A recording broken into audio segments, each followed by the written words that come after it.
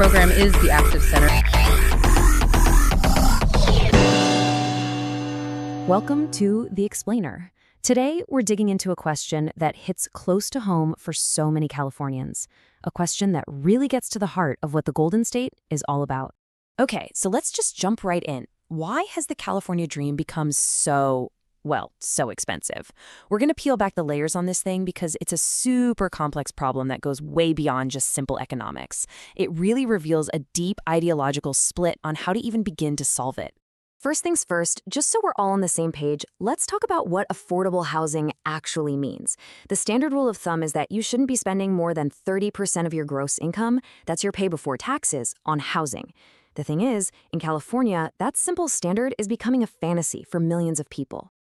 At its core, this is a supply and demand story. It's pretty straightforward. There just aren't enough homes for all the people who want to live here. But that's where the simple part ends. The real story, the one we're really exploring today, is why that gap is so huge and why the solutions people propose are polar opposites. To really get why there's such a supply shortage, we need to look at the root causes. You can kind of break them down into three main layers, starting right at the foundation. The actual rules that dictate how and where we can build anything in the first place. So let's start with the rules of the game, zoning and regulations. You can think of these as the invisible architecture shaping California's cities. They're the rules that decide what gets built and where it gets built. For decades, California has been all about the classic suburban lifestyle, and our zoning laws totally reflect that. They often make it incredibly difficult, sometimes legally impossible, to build things like apartments, townhouses, or condos. But how you interpret the purpose of these rules, well, it really depends on your point of view. So from a conservative viewpoint, these local zoning laws are absolutely essential. They're there to protect property rights, preserve the unique character of a neighborhood, and, uphold that dream of a single-family home with a yard. The liberal perspective, on the other hand, argues that these exact same zoning laws have historically been used to create racial and economic segregation, pushing lower-income families out and fueling urban sprawl. And this slide right here, this gives you a picture of the alternative vision. It's the idea of the 15-minute city. It relies on building denser housing to create communities that are more walkable, more inclusive, and honestly better for the environment. Okay, moving on to our next layer. Let's talk about the actual price of building, the real money and the real time that developers have to sink into a project, even after they manage to get past all the zoning hurdles. You see, it's not enough to just get a yes to build. The price tag for the construction itself is astronomical. The cost of land, of lumber, of labor, it's some of the highest in the entire country. And no surprise here, there's a big disagreement on what's driving those costs up. One side argues that it's all the burdensome regulations, the high taxes, and the union wage requirements that artificially pump up construction costs. But the other side champions these as the necessary price for fair wages and critical worker protections.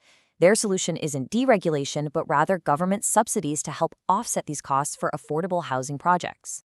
And beyond the money, there's another massive hurdle, one that can end up being even more expensive, and that's time. This visual here gives you a sense of the bureaucratic maze developers have to run through. It's a process that can take years and add a ton of expense to any project. So here's a simplified look at that journey.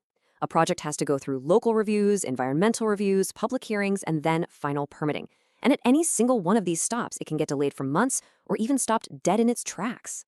So how are we supposed to look at this process?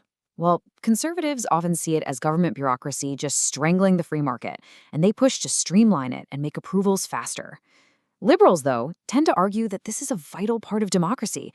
It gives the community a voice and ensures that development is responsible and serves everyone, not just a developer's bank account.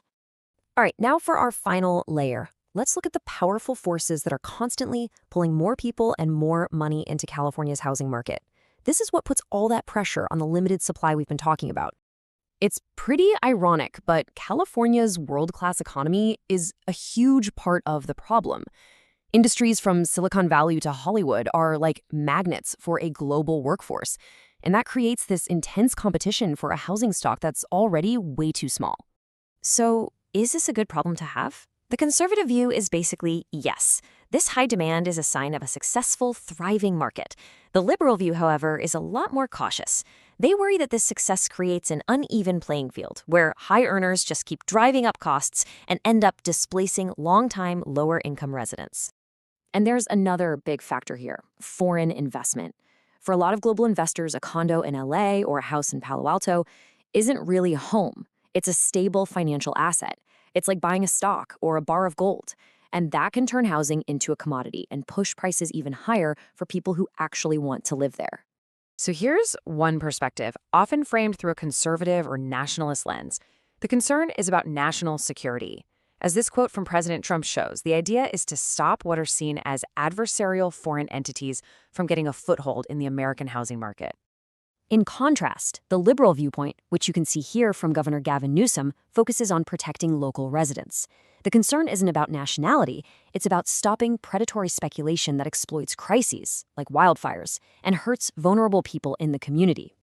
So, after peeling back all these layers, the zoning, the costs, the demand, we get to the absolute core of the issue: two fundamentally different philosophies for how we should move forward. And at the end of the day, it all comes down to this essential divide. On one side, you have the belief that the solution is to empower the free market by deregulating. On the other, you have the belief that the market has failed us, and now we need strategic government intervention to make sure things are fair and equitable. This fundamental clash is exactly why this crisis is so incredibly difficult to solve. And it leaves us with this one critical question for the state's future. Can these two very different visions ever meet in the middle? Or will one have to win out for the California dream to become affordable again?